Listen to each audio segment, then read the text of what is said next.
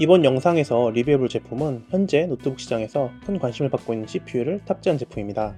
바로 퀄컴의 스냅드래곤 X 엘리트를 탑재한 에이수스의 비보공 라인업인데요. 과거에도 ARM CPU를 탑재한 노트북들이 많았지만 최근 나온 제품들은 이전보다 사용성이 굉장히 좋아졌습니다. 지금부터 스냅드래곤 X 엘리트를 탑재한 에이수스 비보공 X 15 모델에 대해서 알아보겠습니다. 에이수스의 비보국 시리즈는 실험적인 모델이 꽤 많은 편입니다. 이번에는 비보국 S15 모델에 ARM 기반의 프로세서인 퀄컴 스냅드래곤 X 엘리트가 탑재되었는데요. 이전까지 에이수스뿐만 아니라 다양한 회사에서 ARM 프로세서를 장착한 윈도우 노트북들이 꽤 많이 나왔는데 성능이나 호환성, 활용도를 딱히 찾을만한 제품들이 많지는 않아서 주류를 이루지 못했습니다. 하지만 이제는 시간이 흐른 만큼 프로세서 자체의 성능과 호환성이 상당히 좋아졌고 쓸만하다는 평가가 많아서 저도 기대를 하고 있던 모델입니다. 본격적인 이야기로 넘어가기 전에 노트북의 전반적인 디자인과 구성 등을 빠르게 살펴보겠습니다. 디자인은 새로운 비보국 S 디자인을 그대로 담고 있고 제가 사용해본 모델은 풀 실버 컬러 모델입니다. 바디는 모두 메탈 소재로 되어 있어서 고급스럽고 깔끔한 인상을 줍니다. 포트 구성도 이전에 리뷰한 비보국 S15 모델과 비슷한 구성으로 풀사이즈 HDMI 2.1 포트, USB 4.0 Gen3와 디스플레이 출력, PD 충전을 지원한 C타입 포트, 마이크로 SD 카드 슬롯, 헤드폰 잭 같은 기본 포트들과 USB 3.2 전원을 지원하는 A타입 포트 2개와 같이 전체적인 구성은 부족함이 없는 편입니다. 디스플레이는 180도로 펼쳐지는 힌지를 탑재하여 평평하게 180도로 펼칠 수 있는 구조로 되어 있습니다. 디스플레이는 15.6인치의 16:9 비율의 3K급 OLED 패널 디스플레이에 탑재하였는데요. 최대 주사율 120Hz의 400니트의 최대 밝기, P3 생명력을 가진 좋은 디스플레이를 탑재했습니다. 디스플레이 상단에 프라이버시 실드도 갖추고 있고 전반적인 구성은 비보국 시리즈와 동일합니다. 키보드는 풀사이즈 10키 배열의 키보드를 탑재하였는데 의외로 여기에 RGB 백라이트 커스텀이 가능한 키보드가 들어갔습니다. 키감은 기본적으로 다른 비보국 제품들과 비슷하지만 색을 바꿀 수 있는 RGB 백라이트 키보드가 들어간 것이 의외였습니다. 그리고 터치패드에 기능이 추가되었는데 사이즈 자체가 커서 쓰기도 좋고 제스처 기능이 들어가서 가장자리 스크롤을 통해서 빠르게 볼륨, 밝기 등을 조절할 수도 있어서 편의성이 좋았습니다. 이제 이 제품의 핵심인 프로세서 스펙 구성에 관해서 이야기해보겠습니다. CPU는 스냅드래곤 X 엘리트가 탑재되었고 고성능 코어인 퀄컴 오라이언 12코어 구성에 퀄컴 헥사곤 NPU가 들어가 최대 45TOPS의 성능을 낼 수 있다고 합니다. 여기에 그래픽은 1250MHz 클럭에 퀄컴 아드레노 X1이 조합되고 마지막으로 램은 LPDDR5X 규격의 32GB 온보드 듀얼 채널 구성으로 아주 넉넉한 구성입니다. 저장 장치의 구성이 일반적인 M.2 규격이 아닌 모델들이 있다고 하길래 내부도 분해해서 살펴봤습니다. 분해는 T5 규격의 별나사로 되어 있는 점을 제외하면 소모있는 나사만 잘 풀어서 비교적 쉽게 분해할 수 있습니다.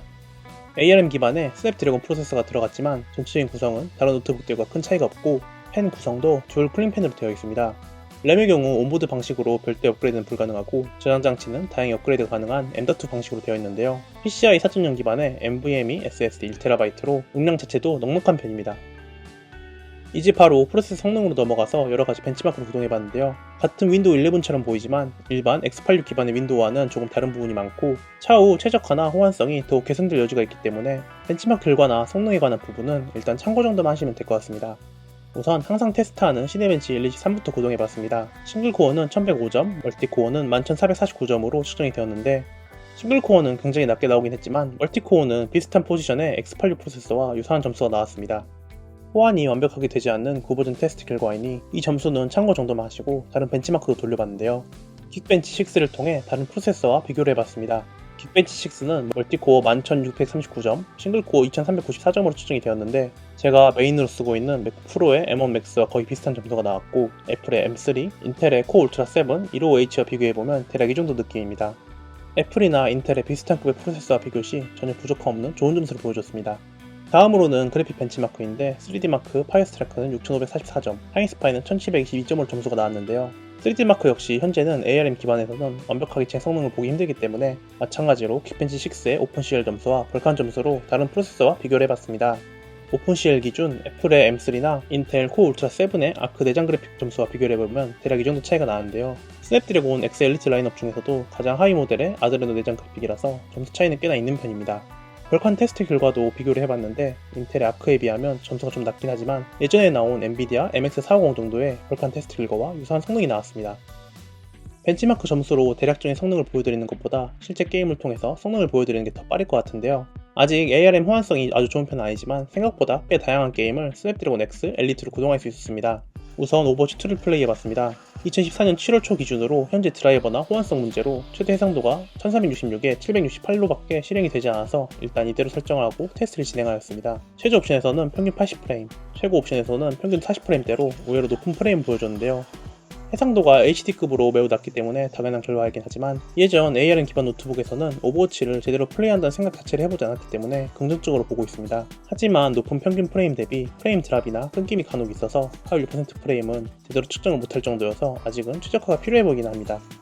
또 옵션에 따라서 일부 캐릭터의 피부가 이상하게 표현된다거나 그래픽이 깨지는 현상은 있어서 최적화를 기다려야 될 것 같습니다. 다음으로는 사이버펑크 2077이 의외로 멀쩡하게 돌아가서 테스트를 진행해봤습니다. 벤치마크 기준으로는 레이트레이싱은 아직 지원하지 않아 일반 옵션 상태에서 벤치마크를 돌려봤는데요. 3K급의 높은 해상도임에도 최저 옵션은 평균 20프레임, 최고 옵션은 평균 10프레임으로 멀쩡하게 벤치마크 가능했습니다. FHD 해상도를 낮추게 되면 최저 옵션은 평균 29프레임, 최고 옵션은 19프레임으로 측정이 되었습니다. 실제 인게임 플레이에서는 FHD 해상도 기준 중간 옵션 평균 25프레임, 하위 6% 15프레임 정도로 의외로 플레이가 가능한 수준이 나왔는데요. 다만 사이버펑크 2077 역시 자잘한 그래픽 에러나 호환성 이슈가 있어서 구동이 된다 수준으로 보시는 게 편할 것 같습니다. 그래도 오버워치 2 정도는 끊김이 있긴 하지만 낮은 옵션으로는 생각보다 플레이할만 했고 앞으로 최적화와 호환성 이슈만 해결된다면 게이밍 부분에서도 예전보다는 훨씬 좋아질 것으로 보입니다. 이 제품은 일반 비보톡스 제품처럼 가벼운 일상 용도에 걸맞은 제품으로 당연히 게이밍과는 거리가 멀기 때문에 게이밍 테스트 결과들은 대략 참고만 해주시면 될 것 같습니다. 이제 웹서핑이나 문서 작업, 간단한 사진 보정과 같은 일상 용도 면에서도 이야기를 해보겠습니다. ARM 기반의 스냅드래곤 X 엘리트 프로세서가 들어갔고 ARM 전용 윈도우 11이 들어가긴 했지만 막상 사용을 해보면 일반 윈도우 11과 차이점을 찾아보기 힘든데요. 그냥 원래 윈도우 노트북을 사용하듯이 사용하면 되고 따로 다운받은 EXE 설치 파일들도 문제없이 사용할 수 있었습니다. 물론 현재 기준으로는 리그 오브 레전드 같은 게임이나 일부 은행 보안 프로그램 같이 여전히 호환이 안 되어 실행조차 못하는 프로그램들이 있긴 하지만 생각보다 과거의 ARM 윈도우 노트북 시절과 비교해보면 호환성 및 사용성이 정말 좋아졌다고 느꼈습니다. 제가 자주 사용하는 프로그램인 어도비 포토샵도 테스트 삼아서 돌려봤는데 포토샵처럼 ARM을 지원하는 프로그램은 아주 부드럽고 쾌적하게 작업이 가능했습니다. 워드나 파워포인트 같은 사무 문서 프로그램도 전혀 문제없이 구동이 가능했습니다. 그리고 스냅드래곤 X 엘리트의 강력한 NPU를 활용하여 할 수 있는 작업도 있었는데요. 예를 들어 윈도우 11 그림판에 새롭게 들어간 코 크리에이터 기능을 사용해봤습니다. 그림판에서 간단한 스케치를 진행하고 코 크리에이트 버튼을 눌러 생성형 AI로 다양한 이미지를 만들 수 있었는데요. 실제로 이 기능은 내장 NPU를 통해 처리되는 기능인 만큼 생각보다 빠르게 생성형 AI를 통해 이미지를 만들 수 있었습니다. 생성형 AI로 빠르게 필요한 이미지를 만들어서 문서에 첨부한다거나 엣지와 연동하여 웹페이지, 보고 있는 영상의 내용을 요약하거나 번역하는 등 다양한 활용이 가능했는데요. 확실히 예전보다는 다양하게 활용할 수 있는 부분들이 많아져서 유용하게 쓸 수 있을 것 같았습니다. 스냅드래곤 X 엘리트에 들어간 45TOPS 가량의 성능을 내는 NPU는 이 작업을 클라우드 기반 AI는 물론 온디바이스 기반으로도 이전보다 더 좋은 성능으로 처리할 수 있다는 장점이 있습니다. 물론 아직은 조금 더 지켜봐야 할 부분들이 많고 호환성 문제나 최적화 문제가 분명 존재하긴 해서 시간이 해결해줄 때까지 기다려보시는 것도 좋을 것 같습니다. 마지막으로 또 다른 장점인 발열과 소음 그리고 배터리 타임도 한번 짚고 넘어가 보겠습니다. 우선 발열은 대기 상태는 당연히 아주 양호한 모습을 보여줬고 플로드 상태도 3D마크 벤치마크 기준으로 합판 중앙 부분이 38도씨를 넘는 것을 제외하면 평균적으로 30도씨를 넘지 않기 때문에 매우 양호한 발열을 보여줬습니다. 팬 소음도 대기 상태에서는 평균 26dB 정도로 주변 소음이 섭해 추정되는 정도로 나왔고 플로드에서는 평균 55dB로 더 높아 보이긴 하지만 CPU 벤치마크로 플로드를 했을 때만 팬이 돌았고 그 외에 게임을 하더라도 생각보다 팬이 크게 돌진 않았습니다. 배터리 타임이 사실 이번 제품에서 가장 마음에 드는 부분이었는데요. OLED 스크린에 70W씩 배터리 용량으로 배터리 타임이 오래가는 것도 있지만 단순 FHD 유튜브 스트리밍 테스트를 했을 때도 실시간 동안 영상 재생을 해도 배터리가 13%나 남아있었는데요. 보통 비슷한 급의 OLED 스크린과 일반 X86 프로세서를 탑재한 노트북 기준으로 같은 테스트 결과가 대략 6시간에서 7시간 정도였던 것을 고려하면 거의 2배 이상 배터리가 오래 가는 것을 볼 수 있었습니다. ASUS 비보톡스 15에 탑재된 스냅드래곤 X 엘리트는 효율 코어 없이 고성능 코어만 탑재했음에도 불구하고 ARM 프로세서가 가지는 장점 중 하나인 전력 효율 덕분에 아주 좋은 배터리 타임을 보여주었습니다. 간단한 문서 작업, 웹서핑 등의 일상 용도로 쓸 배터리 타임이 긴 노트북이 필요하다면 이런 비슷한 제품군도 앞으로 개선된 호환성과 최적화를 고려하면 상당히 좋은 선택이 될 것 같습니다. 이번에 리뷰한 스냅드래곤이 들어간 ASUS 비보톡 S15의 가격은 2024년 7월 단화 최저가 기준 약 170만원대에 구매할 수 있는데요. 아직 출시 초기라서 가격대가 조금 있는 편인데 앞으로 좀 지나면 가격대는 안정화될 것으로 보입니다. 현재로서는 호환성이나 최적화가 완벽한 게 아니라 무조건 추천드린다고 할 만한 제품이 아니긴 합니다. 다만 이번에 리뷰를 하면서 제품을 써보며 확실하게 느낀 것은 과거 ARM 기반의 윈도우 노트북들보다 더 활용도가 좋아 보이고 앞으로 개선될 부분들이 보이기 때문에 장기적으로 추천드려볼 만도 할 것 같습니다. 여기까지 ASUS VBook S15, S5507QA, MA068W 노트북에 대해서 리뷰해봤습니다. 긴 리뷰 끝까지 봐주셔서 감사하고 전 다음번 다른 리뷰에 찾아뵙겠습니다. 감사합니다.